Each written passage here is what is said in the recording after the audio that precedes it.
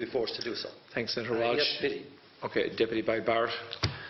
Ambassador, I will say frankly, I'm one of the people who thinks you should be expelled from this country, and I believe that that's nothing to do with you personally.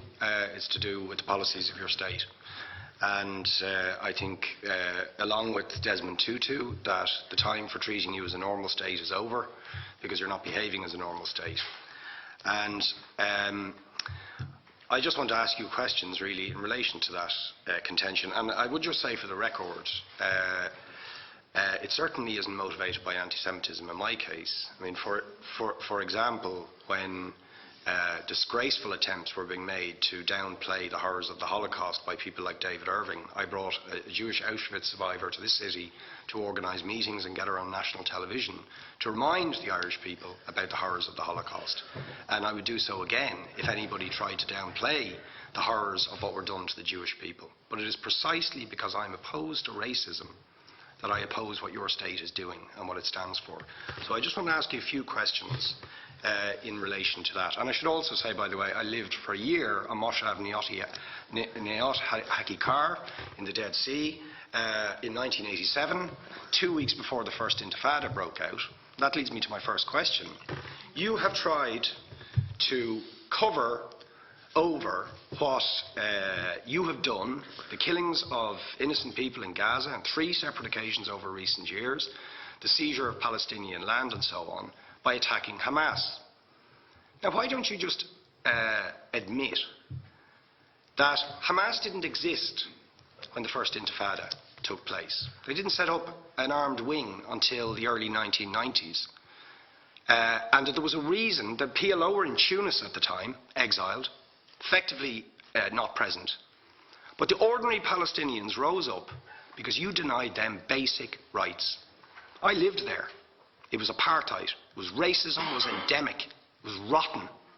Absolutely, I was shocked within weeks of living there to see how you treated Palestinian people.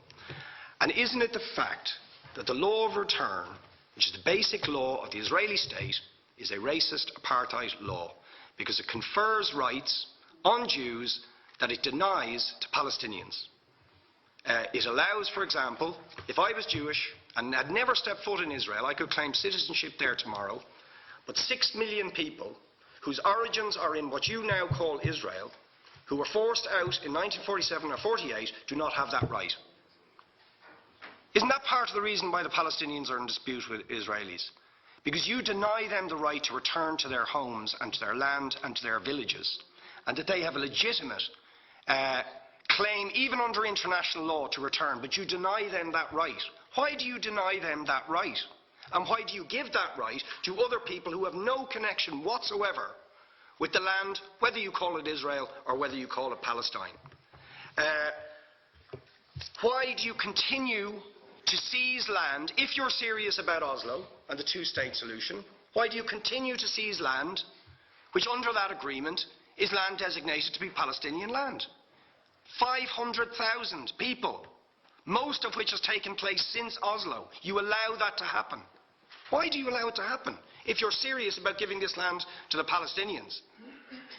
It's absolutely extraordinary. And it just, are you not just taking us, Ambassador, for idiots? That you can say with a straight face, we're serious about peace, but while we're serious about peace, we're going to seize Palestinian land. And you expect the Palestinians to just sit back and do nothing about that. And the world to accept that that is an acceptable way to behave. And you asked earlier on, could we have some constructive solutions? Now, you know what the Palestinian people have been asking for. Far less even than some people would ask for. Because I believe the whole apartheid system should be dismantled. But what they've asked for is to lift the siege of Gaza. Just to lift the siege of Gaza. Let them have an airport. Let them have ports. Let them not be dictated to by a government for whom they do not vote as to what can go in and out of their territories, whether they will have power, whether they will have clean water, whether they will have medicine. What makes you think you're allowed to have nuclear weapons and the 4th biggest army in the world and visit destruction on the people of Gaza, but they have no right defend themselves. They have no territorial sovereignty over that land. Could you ask questions, please? How do you justify that? Yeah. All right. How do you justify those double standards? And very lastly, Ambassador. People like Bishop Tutu, Nelson Mandela, and I would certainly describe your state as an apartheid state, with different laws for people depending on their race or religion. Now, isn't that just the case that, for example, at checkpoints going into the West Bank, there's a channel if you're Israeli or European, and there's a channel if you're Arab? Just because you're Arab. If you came into Dáil Éireann and they stopped you and said, "Are you Jewish?" "Oh no, sir, you can't come in through the same entrance as Irish people or European people because you're Jewish," you would call that racism and apartheid.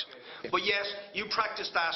You practice that with your checkpoints and your military barriers and your apartheid wall. How can you justify that? All right, thank you. Last